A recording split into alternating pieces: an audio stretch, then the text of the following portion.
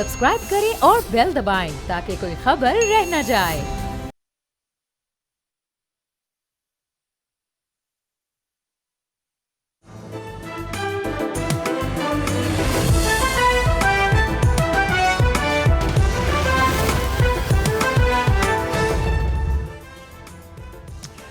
नाज़रीन, you watching debate with Nadia Mirza. नाज़रीन, 11 अप्रैल को पाकिस्तान में अमेरिका और ईरान के दरमियान मुज़ाकरात हुए थे। पहला राउंड हुआ था जो कि बग़ैर किसी नतीजे के ख़त्म हुआ। उसमें भी कहा गया था कि नाकाम नहीं है, लेकिन फ़िलहाल कई चीज़ों पर कंसेंसस नहीं हो सका और उसके बाद एक सूरत हाल चलती रही और चूँकि 21 अप्रैल तक की डेडलाइन थी तो ये मुज़ाकरात जो हैं वो बैकडोर चैनल से कंटिन्यू रहे। इस दौरान बहुत सारी एक्टिविटीज़ हुई जो आपकी यकीनन नॉलेज में है। लेकिन पिछले 2 दिन जब ख़बर ये आई कि स्ट्रेट ऑफ हॉर्मज़ को खोल दिया गया है और उसके बाद एक ही दिन बाद यानी परसों ये बात आई कि जी उसको दोबारा बंद कर दिया गया है। उसकी वजह ये कि जो सीज़ फायर की वायलेशन हुई है, अमेरिका की जानिब से नेवल ब्लॉकेट का कंटिन्यू होना और लेबनान पर इसराइल के हमले। लेकिन बहरहाल जो 2 दिन की बेयकीनी की सूरत हाल थी वो अब ख़त्म हुई। बिल आखिर वो वक्त आ गया जब दूसरा और फाइनल राउंड अब पाकिस्तान में होने जा रहा है, मोस्ट प्रॉबली ट्यूसडे को। और कहा यही जा रहा है डोनाल्ड ट्रंप की जानिब से भी कि हमारे नुमाइंदे जो हैं वो कल पाकिस्तान के लिए रवाना होंगे। लेकिन उसके अलावा अगर हम ईरान की बात करें तो वहाँ से अभी तक जो ख़बरें आ रही हैं वो भी हम आपसे शेयर करेंगे। लेकिन मैं पहले यहाँ पर बताती चलूँ कि अमरीकी सदर डोनाल्ड ट्रंप का जो एक इम्पॉर्टेंट स्टेटमेंट सामने आया, उन्होंने कहा कि मेरे नुमाइंदे कल इस्लामाबाद जा रहे हैं, वो कल शाम मुज़ाकरात के लिए वहाँ मौजूद होंगे। हमने ईरान को एक अच्छे मुआहदे की पेशकश की है, वो कबूल करेंगे और अगर ऐसा ना हुआ तो ईरान के साथ वो होगा जो आज से 47 साल पहले अमेरिका के दूसरे सदूर को ईरान के साथ करना चाहिए था। जो ईरानी सदर हैं मसूद पज़ेश्कियान, उनका भी एक इम्पॉर्टेंट स्टेटमेंट हमारे सामने है। उनका कहना था कि ईरान ने अपना दिफा किया है, हम जंग नहीं चाहते, हम असल में इज़्ज़त के साथ जंग का खात्मा चाहते हैं। ईरान को एटमी हक़ से महरूम रखने का अमेरिका के पास कोई जवाज़ नहीं है। साथ ही जो ईरानी स्पीकर हैं मोहम्मद बाक़िर कालीबाफ, उनका भी एक स्टेटमेंट सामने आया। उन्होंने कहा कि ईरान और अमेरिका के दरमियान अमन मुज़ाकरात में पेशरफ्त हुई है लेकिन अभी तक हतमी मुआहदा बहुत दूर है। कुछ बुनियादी मसाइल हैं जो कि हल तलब हैं। हमने इस्लामाबाद टॉक्स के बाद भी कहा था कि हमें अमेरिका पर एतमाद नहीं है। मामलात क्या रुख इख्तियार कर रहे हैं, पाकिस्तान में पूरी तैयारी है।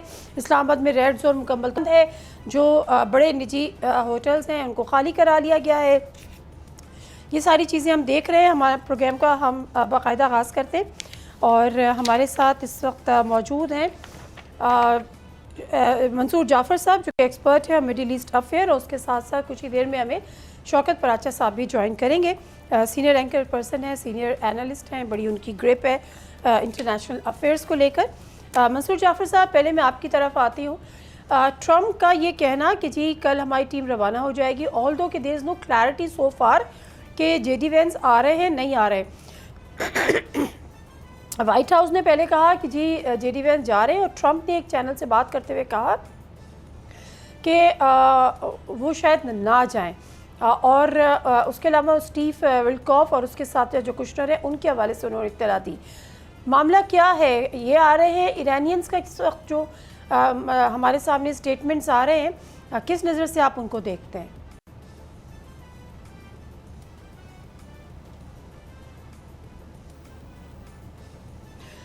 मंसूर जाफ़र साहब, आपको मेरी आवाज़ आ रही है?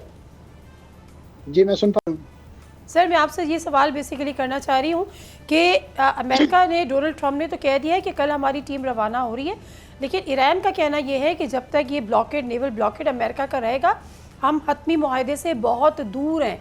किधर जा रहे हैं मामलात? जी यकीनन ये उनकी जो पाकिस्तान इनकलाब की एक हमख्याल न्यूज़ एजेंसी तस्नीम है, उनके हवाले से ये खबर काफ़ी देर से गर्दिश में है कि ईरानी वफद जो है अभी उनके आमदन के हवाले से कोई कंफर्म इतला नहीं है। लेकिन मैं समझ रहा हूँ कि शायद अभी वक्त है, मुमकिन है कुछ शिकों को ज़ाहिर है उन्होंने कुछ ज़्यादा दूर से नहीं आना है।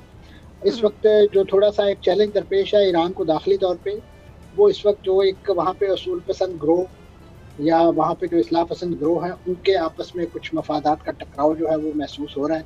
अच्छा। जिसकी वजह से आपने नोट किया कि इराक़ची साहब की जो ट्वीट है वो भी बैकलैश करके, जिसमें उन्होंने आपने हुर्मुज़ को खोलने के हवाले से कम से कम जथबंदी की मुद्दत के लिए खोलने के हवाले से ऐलान किया था। तो उसको जो है अगले ही दिन आपने देखा कि जिस अंदाज़ से बाज़ार-ए इनकलाब की जो गन बोट्स हैं उन्होंने एक भारतीय टैंकर को निशाना बना के उसे एक लिहाज से सबोताज किया, जिससे खुद डोनाल्ड ट्रंप ने भी अपनी एक लंबी सारी ट्वीट है और उसके अंदर उन्होंने एक जंग की खिलाफवर्जी करार दिया है। अगरचे जंग की खिलाफवर्जी का दूसरा पहलू उनके यहाँ भी मौजूद है कि वो इस वक्त अपना जो जो ब्लॉकेड है वो बरकरार रखना चाहते हैं और उसके साथ एक दबाव की कैफियत में लाके ईरान को मुज़ाकरात की मेज़ पे लाना चाहते हैं। आपके इल्म में है कि मुज़ाकरात हो या जंग हो, उसमें इस नौइयत की मैनूवरिंग और फर्रो-फर अपने अपने पॉइंट ऑफ व्यू को बहुत ज़्यादा स्ट्रेंथन करने के लिए, ऑगमेंट करने के लिए ये तमाम हरबे इस्तेमाल किए जाते हैं। लेकिन मैं समझता हूँ कि इस वक्त जिस नाज़ुक सूरत हाल पे इस वक्त ईरान, इसराइल का मुज़ाकरात हैं, वहाँ पे शायद इस नौइयत की मैनूवरिंग की गुंजाइश जो है बहुत कम रह जानी चाहिए, क्योंकि अब जो दूसरा मरहला है, उम्मीद यही ज़ाहिर की जा रही है कि इस वक्त इस पर एक ऐसा ड्राफ्ट प्रपोज़ल सामने आए कि जिसको एक फ़ाइनल शक्ल देने के लिए ये मुज़ाकरात किए जाएँ, ताकि डोनाल्ड ट्रंप साहब जो है वो अगले मरहले में उस साइनिंग सेरेमनी का हिस्सा बन सके, जो उन्होंने एक लिहाज से बहुत ज़्यादा उस पर उनकी उम्मीदें भी वाबस्ता हैं और जो दाखिली तौर पे उन्हें जो चैलेंजेस हैं उससे निजात के लिए उनके लिए ओपनिंग बन सकती है और बिलखुसूस इस जंग को किसी तरफ ले जाने के लिए उसका भी बायस बनेगी। बिल्कुल ठीक है सर, मैं आती हूँ, वापस आपकी तरफ आती हूँ। शौकत पराचा ने भी हमें ज्वाइन कर लिया, उनको भी हम प्रोग्राम में वेलकम कहते हैं। Thank you very much Shaukat Paracha साहब। पराचा साहब, अब जिस तरह से हम बात कर रहे हैं ना कि ईरान के जो स्टेटमेंट्स आ रहे हैं, डोनाल्ड ट्रंप के जो स्टेटमेंट्स आ रहे हैं, शायद इंटरनल कुछ हार्डलाइनर्स भी हैं ईरान के अंदर, फिर एक्सटर्नल स्पॉयलर्स भी हैं। इम्पॉर्टेंट ये है कि जो टीम कल आ रही है, एक तरफ वाइट हाउस एक जारी करता है बयान कि जी जेडी वेंस भी जा रहे हैं। डोनाल्ड ट्रंप एक निजी चैनल से बात करते हैं, वो कहते हैं कि जी जेडी वेंस नहीं जा रहे। सर, आपकी क्या इन्फॉर्मेशन है? बहुत शुक्रिया। बात यह है कि अहम चीज़ है कि यूएस आ रहा है, ठीक है। इंटरनल उनका जो भी मैकेनिज्म है कि वाइट हाउस, मेरा पूछने का मकसद ये था कि अगर जेडी वेंस नहीं आ रहे तो हमें लगेगा फिर ट्रंप खुद आ रहे हैं। देखिए ना, मेरी अगर पूरी होने दें तो फिर मैं आपको बताऊंगा। टाइम है क्रेडिट लेने का, टाइम है सौदा बेचने का, ठीक है।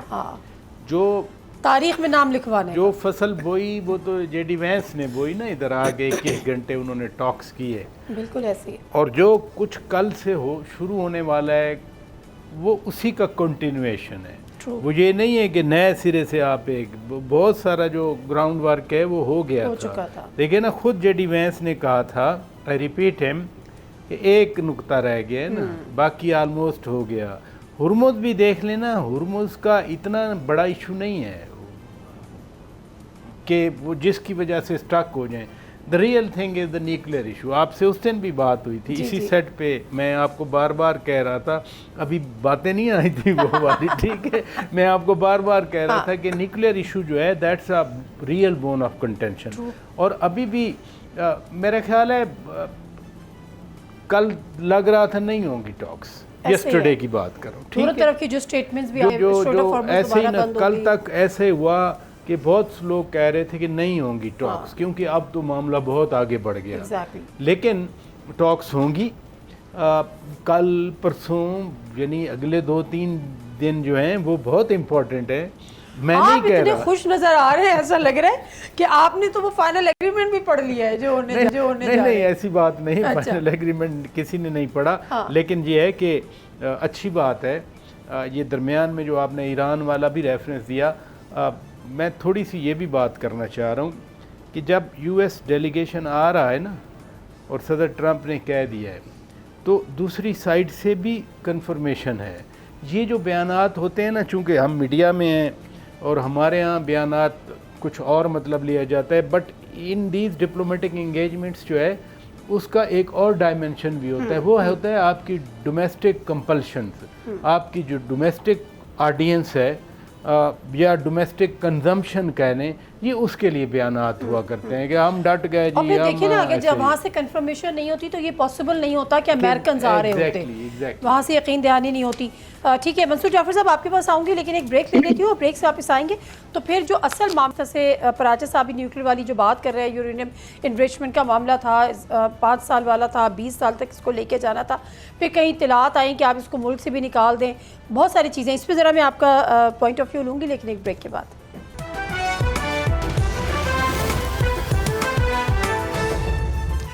जिन्हें से प्रोग्राम में एक दफ़ा फिर आपको खुश आमदीद कहते हैं। और यहाँ पर मंसूर साहब, मंसूर जाफर साहब, शौकत पराचा साहब जिस तरह से कह रहे हैं कि मामला यहाँ पे क्रेडिट लेने का भी है, और जो इत्तलात आ रही हैं वो यही आ रही हैं कि अगर डील फाइनल हो जाती है तो फिर वहाँ से यानी ईरान से जो है वो पज़ेक्शी साहब भी आएंगे और इसी तरह से डोनाल्ड ट्रंप भी आएंगे जो कि फ़ाइनल डील पर साइन करेंगे। लेकिन उससे पहले की जो फ़ाइनल डील या जो कॉम्प्रिहेंसिव डील हो जाती है, क्या आप देख रहे हैं विन विन सिचुएशन होगी? ईरान मज़ीद अपनी चीज़ों को बैक ऑफ करेगा, जो ख़ास तौर पे यूरेनियम इनरिचमेंट का मामला प्लस जो न्यूक्लियर का मामला?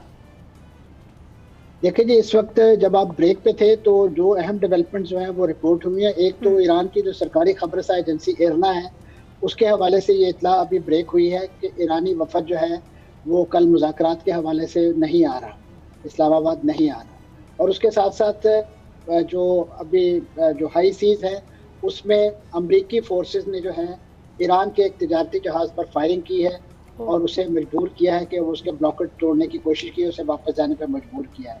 तो ये जो ज़मीनी इस वक्त 2 डेवलपमेंट्स हैं, ये मैं समझता हूँ बड़े अलार्मिंग हैं। और ख़ास तौर पे ये जो अपकमिंग इस वक्त मुज़ाकरात की जो मेज़ सजाई जा रही है उसको टॉर्पीडो करने के लिए बहुत ही मोहलक किरदार अदा कर सकते हैं। बिलखुसूस ईरान का ऐन मौके पे अभी इस वक्त इस मुज़ाकरात में शिरकत ना करने का ऐलान, क्योंकि उनकी शर्त यह है कि पहले ब्लॉकेट ख़त्म किया जाए, और ब्लॉकेट ख़त्म करने के लिए जो इस वक्त ईरानी चैलेंज कर रहे थे उनको, उनके जहाज़, उसको अभी फायरिंग का निशाना बनाया गया है। बिल्कुल उसी तरीके से जिस तरीके से कल इराक़ी साहब की फ्लीट को सबोटाज करने के लिए इंडियन जहाज़ों को जो है वो फायरिंग का निशाना बनाया गया। तो अब अगर ये, और इसी साथ इसके साथ अभी किसके जहाज़, अमेरिकन जहाज़ आप कह रहे हैं? अमेरिकन जहाज़ ने, अमेरिकन जहाज़ों ने जो ईरानी जहाज को जो है निशाना बनाया। और इसी तरीके से अभी जो CBS की तरफ से जो इतलात आ रही हैं उसमें ये बताया जा रहा है कि इस वक्त जो जेरड फोर्ड इनका जो तैयारा बरदार जहाज़ है, 2 डिस्ट्रॉयर के हमरा वापस मशरक़ वस्ता आ गया है। तो ये ज़मीनी सिचुएशन है जिसमें जंग की तैयारियाँ इन मुज़ाकरात के साथ साथ जो हैं वो जारी हैं। और वो जो डोनाल्ड ट्रंप साहब मुख्तलिफ अपने हार्ड हिटिंग स्टेटमेंट्स के ज़रिए धमकियाँ लगा रहे थे, तो वो लग रहा है कि उसमें काफ़ी हद तक संजीदा भी हैं। और इसी वजह से जो ज़मीनी इस नौइयत का बिल्डअप है, और ख़ास तौर पे ये जो 2 लेटेस्ट अभी गुज़ारिशात मैंने की, उसकी रोशनी में मुज़ाकरात का इस वक्त जो मरहला है वो हकीकी मानों में ख़तरात से दो-चार है। लेकिन बात वही है कि बहुत सारी चीज़ें न्यूज़ के हवाले से ऑलरेडी तय हो चुकी हैं। लेकिन इससे पहले मंसूर जाफर साहब, सॉरी, मैं आपकी बात के में मज़ीद मेरा सवाल ये है कि जो तड़ियाँ लगा रहे थे, जो थ्रेट कर रहे थे डोनाल्ड ट्रंप, वो कहते कि अगर डील नहीं हुई तो फिर मैं वो करूँगा जो 47 सालों में नहीं हुआ। प्लस ये कि यही वाली सारी बातें हो रही थी। हम तो स्पॉइलर बार बार इजराइल को कह रहे थे, या हम हार्डलाइनर्स कह रहे थे जो ईरान के अंदर एक हार्डलाइनर्स है। तो यहाँ पर एक तरफ आप कह रहे हैं कि मुज़ाकरात के लिए टीम कल जा रही है, और दूसरी तरफ जो है वो ये अटैक, तो ये क्यों, क्या नहीं चाह रहा अमेरिका? देखिए जी, इसमें न सिर्फ अमेरिका नहीं है, इसमें बहुत सारे और प्लेयर्स भी हैं। खासतौर पे जैसे आपने खुद जिक्र किया कि ईरान के अंदर एक इस्तेमाल की जो बड़ी पुरानी ख्वाहिश और साजिश थी, खासतौर पे वहाँ पे जो हार्डलाइनर्स का और इस तरीके से जो वहाँ की जो पॉलिटिकल इस्टेब्लिशमेंट है उसके दरमियान एक रिफ्ट जो है वो चली आ रही है। पज़ेश्कियान साहब को एक स्कूल ऑफ थॉट का हेड समझा जा रहा है, और उसके साथ इराक़ची साहब हैं, और उनके साथ बाज़ारैन इनकलाब। असल में इस वक्त वहाँ पे जो सबसे बड़ा डायलेमा है, क्योंकि ईरान को आप समझते हैं कि गवर्न करते हैं वहाँ के रहबर आला के इस वक्त जो जानशीन आए हैं वो इस वक्त मंजर-ए-आम पे नहीं है। वो अपने तहरीरी जो बयानात के ज़रिए मुख्तलिफ मौक़िफ़ अपना पेश कर रहे हैं, जो एक लिहाज से उनकी मंजर-ए-आम से यानी एक लिहाज से गैर मौजूदगी की निशानदेही करते हैं। बिल्कुल ठीक है। मैं इस पर ज़रा पराचा साहब को भी, सॉरी सर, मैं इस तरह पराचा साहब को भी मौक़िफ़ जानना चाहूँगी। पराचा साहब, इन्होंने कैटेगोरिकली कह दिया, एक तो ये वजह बताई जो ज़ाहिर हुआ है, प्लस उसने कहा कि बहुत ज़्यादा मुतालबात हैं, मतलब अमेरिका की तरफ से मुतालबात, अब इतनी लंबी फहरिस्त आ गई कि हमारे लिए वो मुमकिन नहीं है पूरा करना, तो इसलिए तो अब ये तो अजीब सी सिचुएशन सामने बन जाएगी। जो फायरिंग वाला वाक़या है ना, ब्लॉकेड है ना, अभी तो ऐलान नहीं हुआ ना कि ब्लॉकेड खत्म। ईरान ने ये भी कहा कि जब तक ब्लॉकेड होगा मुज़ाकरात नहीं होंगे। सुने ना आप ज़रा धीरे से, ठीक है। ब्लॉकेड है ना, और ब्लॉकेड दोनों तरफ से है ना। अभी ईरान ने भी ये नहीं कहा कि ब्लॉकेड नहीं है। कल जो उन्होंने बयान दिया था, पहले हुआ कि हुर्मुज़ ख़त्म खुल रहा है, फिर उन्होंने कहा कि नहीं चौकीदार हम ही हैं, ठीक है। तो ब्लॉकेड है ना। इस ब्लॉकेड का सदर ट्रंप को मालूम था जब उन्होंने आज ये बात की कि मेरा वफ़द जा रहा है। सदर ट्रंप को ये भी मालूम था कि हमने भी ब्लॉकेड किया हुआ है और ईरान का भी ब्लॉकेड पड़ा है, ठीक है। जो नई फहरिस्त है ना, उसमें आप आइटम बढ़ा सकते हैं, डिमांड बढ़ा सकते हैं। मेन इशू तो वही है ना। क्या है मेन इशू? मसलन ईरान की तरफ से लेबनान पे टॉक्स हो गई, लेबनान पे भी सीज़ फायर हो गया। दूसरा मेन इशू हुर्मुज़ इटसेल्फ, कि जी हुर्मुज़ खुलेगा, हुर्मुज़ नहीं खुलेगा, ब्लॉकेड होगा, काउंटर ब्लॉकेड होगा। जब जंग नहीं थी हुर्मुज़ खुला था, किसी को पता ही नहीं था कि हुर्मुज़ इतना बड़ा मसला बना सकता है। ट्रू। ये एक नया इशू आ गया ना। हाँ, ईरान के हाथ में एक नई। पिछली दफा भी जब अटैक होता है इजराइल ने, तो उससे भी ईरान बार बार कह रहा था कि मैं स्ट्रेट, किया नहीं था, और कर रहा था दुनिया को कि मैं इसको बंद कर दूंगा। किया नहीं था इसलिए कि सिर्फ पिछली बार अमेरिकन एक दिन आए थे, B-52 जब आए थे बम्बिंग करके चले गए थे। इस दफ़ा जो ईरान ने काउंटर अटैक्स किए मिडल ईस्ट पे, ये भी एक नया फिनोमिनन था ना कि जी हम अमेरिकन बेसिस को हम इधर से तबाह करेंगे, हम अमेरिका को निकाल देंगे। जो असल इशू बच गया वो है न्यूक्लियर प्रोग्राम। बाकी कौन से मसाइल हैं? यानी मुतालबात की अगर लिस्ट एक्सपेंड हुई है तो इन्हीं में हुए हैं ना। सर ये तो मैं नहीं कह रही ना, ये तो इरना बता रहा है, ईरान का मौक़िफ़ सामने आया है, तो वो ये कह रहे हैं कि जी एक तवील फहरिस्त है, और फिर ये अटैक वाली बात, तो हम, और फिर वो ब्लॉकेड वाली बात। सुने जितने भी मुतालबात हैं, हम इसको सीरियस ना लें, आप ये कह रहे हैं। नहीं, जब तक टॉक्स हो नहीं जाती, जब तक मुआहदे पे साइन नहीं हो जाते, ये ऐसे हमारा दिल धड़कता रहेगा। क्योंकि ये इतना 47 ईयर, खुद सदर ट्रंप कह रहे हैं ना, 47 ईयर के बाद हुआ क्या? पहली बार कहाँ हुआ? इस्लामाबाद में हुआ क्या? आमने सामने बैठे, ये कभी नहीं हुआ। ईरान और यूनाइटेड स्टेट्स, अमेरिका और ईरान कभी आमने सामने नहीं बैठे। मैं सही बात करूं आपसे, मैं उस दिन UN जनरल असेंबली के हॉल में मौजूद था।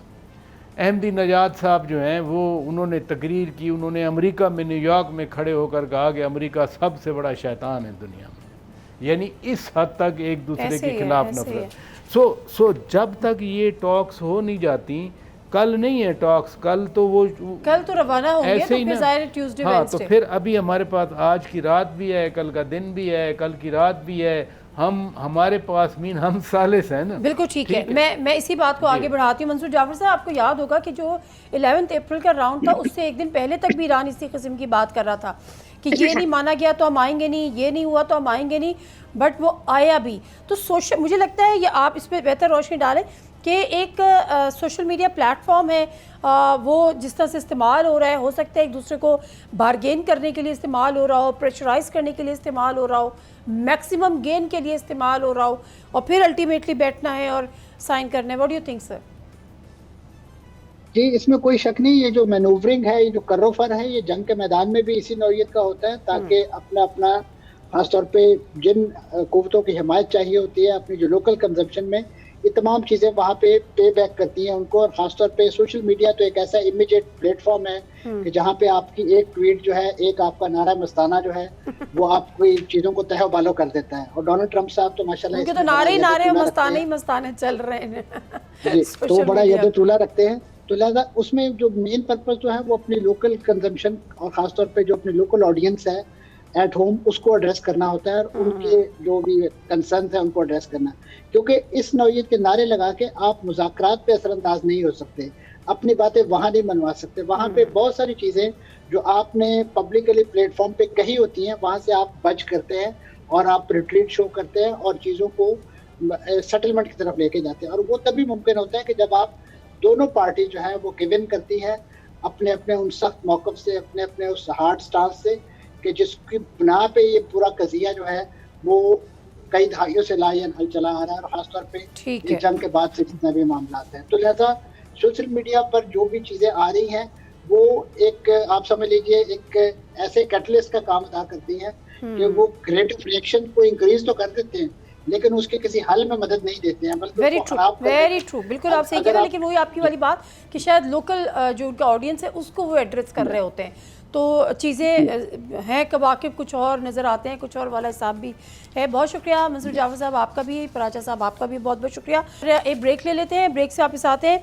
इस जंग में माशी कितना नुकसान हुआ है, ना सिर्फ उन फ़रीक़ैन का जो कि इसमें बराह रास्त शामिल थे, लेकिन उनका भी जो कि इससे बिलवास्ता शामिल है, और इसमें तकरीबन पूरी दुनिया ही शामिल है। ब्रेक लेते हैं, फिर डॉक्टर फ़र्रुख सलीम साहब हमारे साथ मौजूद होंगे, उनसे गुफ्तगू करेंगे।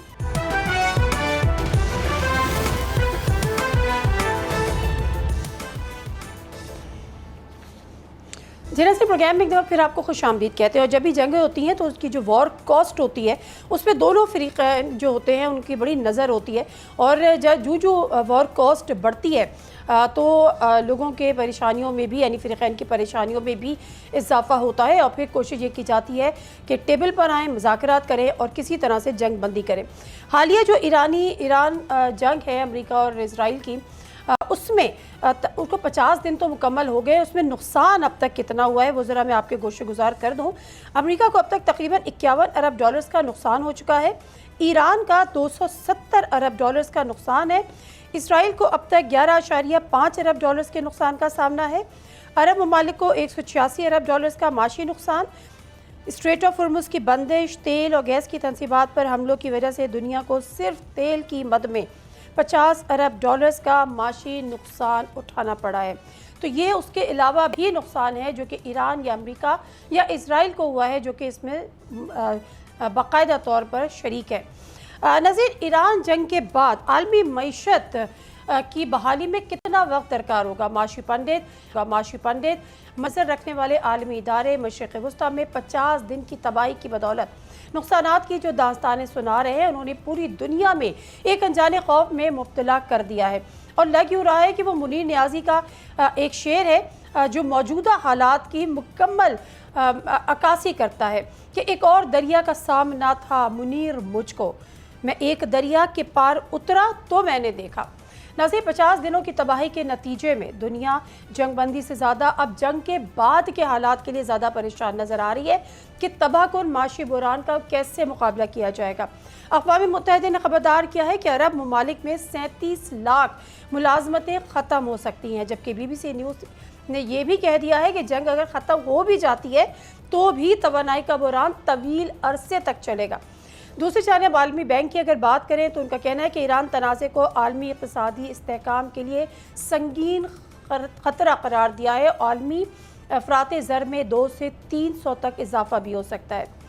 वर्ल्ड बैंक तवील जंग की सूरत में जो फूड सिक्योरिटी के मसले को भी उजागर कर रहा है। आलमी तवानाई के रिसर्च इदारे रेस्टोरेंट ने रिपोर्ट के मुताबिक खलीजी ममालिक में तवानाई के इंफ्रास्ट्रक्चर को शदीद नुकसान पहुँचा है, जिसकी मरम्मत पर तकरीबन 58 अरब डॉलर के अखराजात का तखमीना लगाया जा रहा है। आलमी तवानाई एजेंसी के मुताबिक खित्ते में तेल और गैस की 80% से तनसीबात हमलों से मुतासर हो चुकी हैं, और कुछ तनसीबात तो ऐसी हैं कि जिनकी बहाली पर कई साल लग सकते हैं। और इसके साथ साथ कतर में सबसे बड़ा LNG प्लांट की 17% पैदावारी सलाहियत ख़त्म हो चुकी है, और जिसकी बहाली में भी 3 से 4 साल लग सकते हैं। कतरी हुकाम के मुताबिक मुतासरा तनसीबात की मरम्मत पर 26 अरब डॉलर्स अखराजात होंगे, जबकि कतर को सालाना रेवेन्यू की मद में 20 अरब डॉलर्स का नुकसान भी बर्दाश्त करना पड़ेगा। IMF ने भी खबरदार किया है कि जंग की वजह से आलमी शरह नमू में इस साल कमी वाक़ होगी, और अगर जंग तवील होती है तो फिर शरह नमू 2.5 है। ये सूरत हाल है। मज़ीद इस पर क्या कहना है सीनियर हमारे इकोनॉमिस्ट हैं डॉक्टर फ़र्रुख सलीम साहब, बड़ी उनकी कमांड है, बहुत उनकी ग्रिप है, उनसे जानते हैं, उनको वेलकम करते हैं इस्लाम को डॉक्टर फ़ारूक सलीम साहब।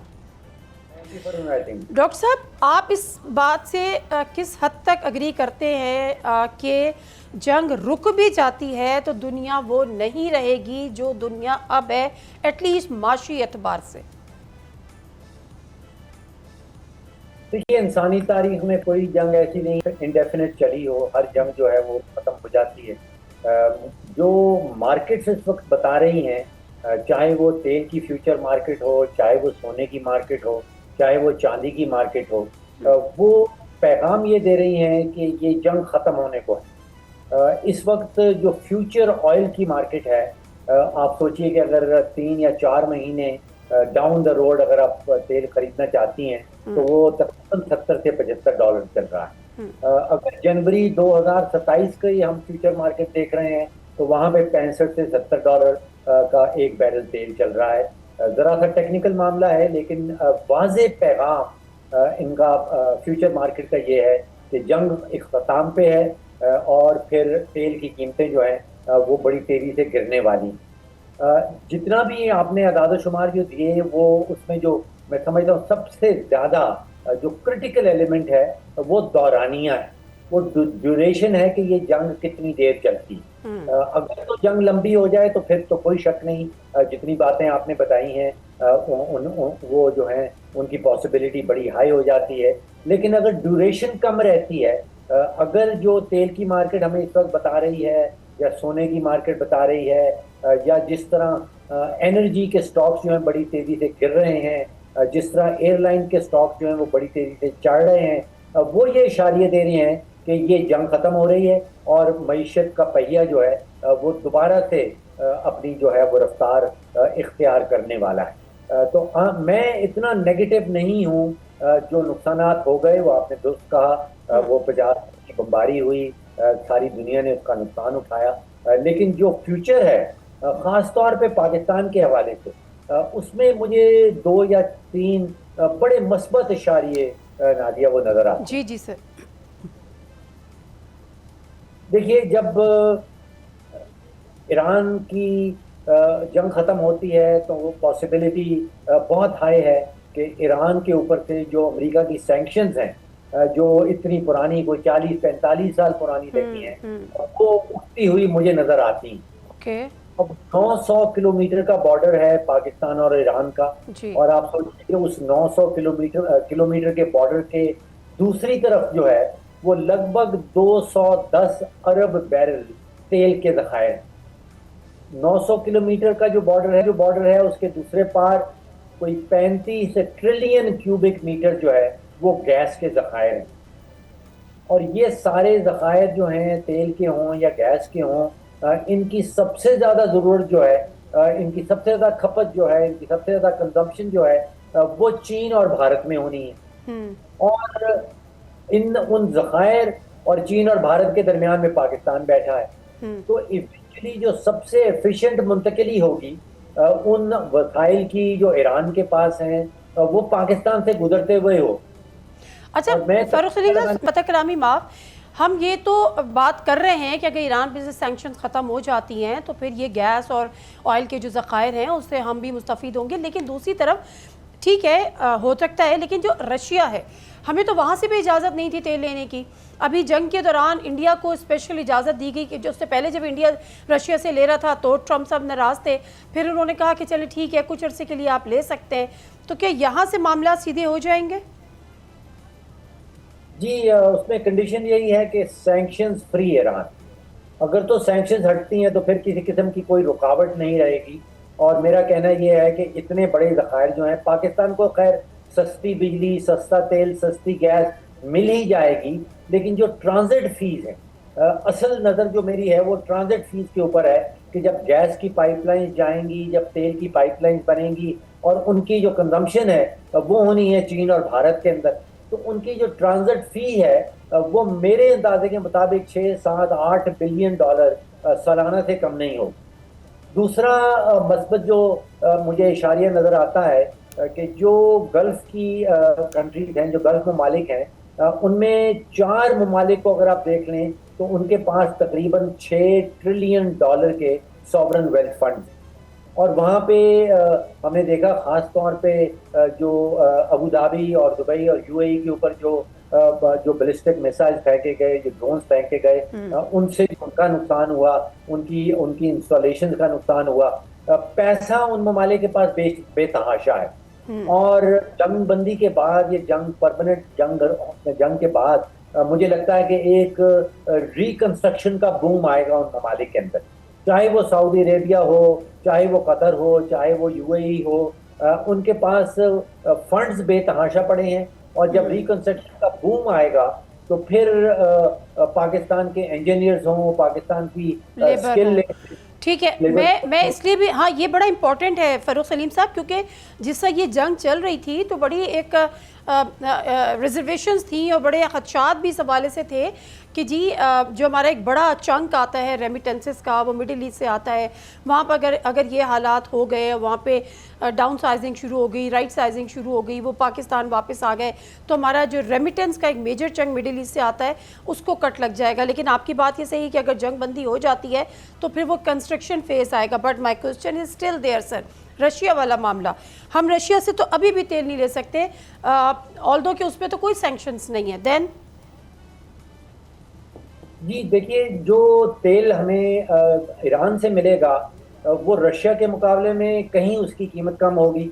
जो रशियन ऑयल है उसकी जो हैवी डेंसिटी है, उसके लिए हमारे पास पाकिस्तान के अंदर जो हमारी रिफाइनरीज हैं वो इस काबिल नहीं हैं। उसको हमें बहुत सारी उसके अंदर जो है वो मॉडिफिकेशंस करनी पड़ेंगी। तो मुझे रशियन तेल के मुकाबले में जो तेल हमें मिल रहा है सर, लेकिन क्या हमें इजाजत थी कि हम रशियन तेल ले लें? Were we allowed to buy Russian oil? क्या हम ले सकते थे? जी देखिए, एक है इजाजत और एक है फिजिबिलिटी, यानी कि इजाजत आपके पास है या नहीं, और आपको फिर कम कीमत में क्या चीज मिलेगी।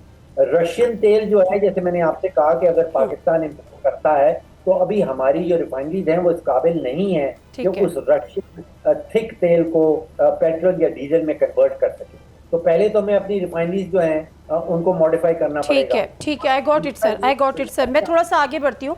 एक चीज़ और बड़ी इंपॉर्टेंट हुई कि जिस तरह ये मिडिल ईस्ट पर, दुबई पे, इधर सारे मिसाइल अटैक्स हो रहे थे, द वे ईरान रिटेलिएटेड, तो इस वक्त कराची पोर्ट में बहुत ज़्यादा एक मेजर एक्टिविटी देखी गई। लाइकवाइज गवादर पोर्ट के हवाले से भी बातें होने लगी। तो इनका गवादर पोर्ट का क्या आप फ्यूचर देख रहे हैं? इवन जंग के दौरान तो जो सूरत है, लेकिन उसके बाद बूम आएगा वहाँ पर भी एक। देखिए, मुझे गवादर पोर्ट की इम्पोर्टेंस जो है वो स्ट्रेटेजिक इम्पोर्टेंस नज़र आती है। वहाँ पे कोई कमर्शियल इम्पोर्टेंस मेरे नज़दीक मुझे बहुत ढूंढने के बावजूद कुछ खास नज़र नहीं आती। वहाँ पे जो नया पोर्ट टर्मिनल है गवादर के साथ गब के नाम से, वो अभी एनएलसी ने उसका दरवाज़ा खोला है।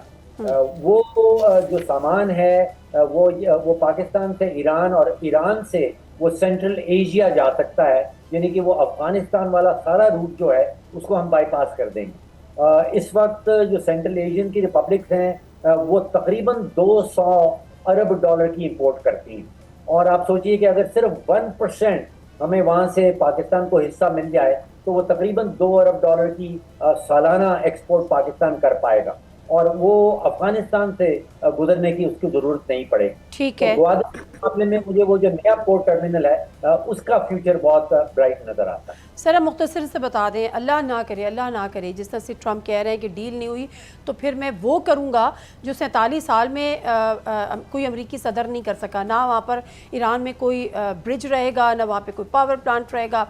अल्लाह ना करे कि ये सूरत हाल होती है, गॉड फॉरबिड, बट स्टिल अगर ये सूरत हाल होती है तो फिर दुनिया की मईशत कहाँ जाएगी? ख़ासतौर पे अमेरिका, यूरोप, मिडिल ईस्ट, ये एक रिसेशन का हम एक एलिमेंट सामने आएगा।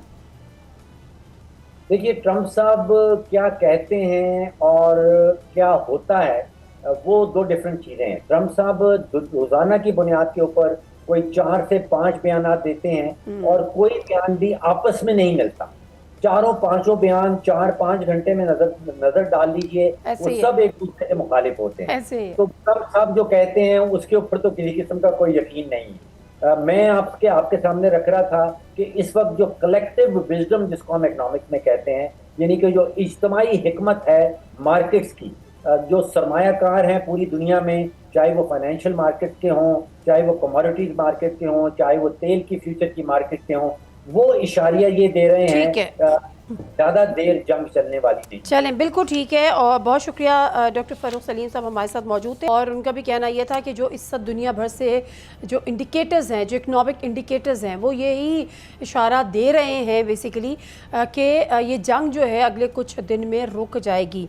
लेकिन बट स्टिल गॉड फॉरबिड अगर ऐसा नहीं होता तो फिर जो हम इब्तदाई में बात कर रहे थे, अल्लाह ना करे कि उसकी नौबत आए।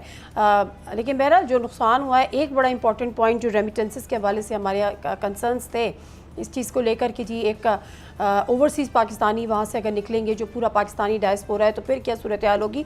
ये बात भी ठीक है कि जंग बंदी के बाद जो नुकसान हुआ है वो एक कंस्ट्रक्शन का फेज़ आएगा, और उससे भी आपको लेबर की भी ज़रूरत होगी, आपको इंजीनियर्स की भी ज़रूरत होगी। तो लेट्स बी पॉजिटिव। प्रोग्राम से दीजिए नादिया मिर्ज़ा को इजाज़त। अल्लाह हाफ़िज़।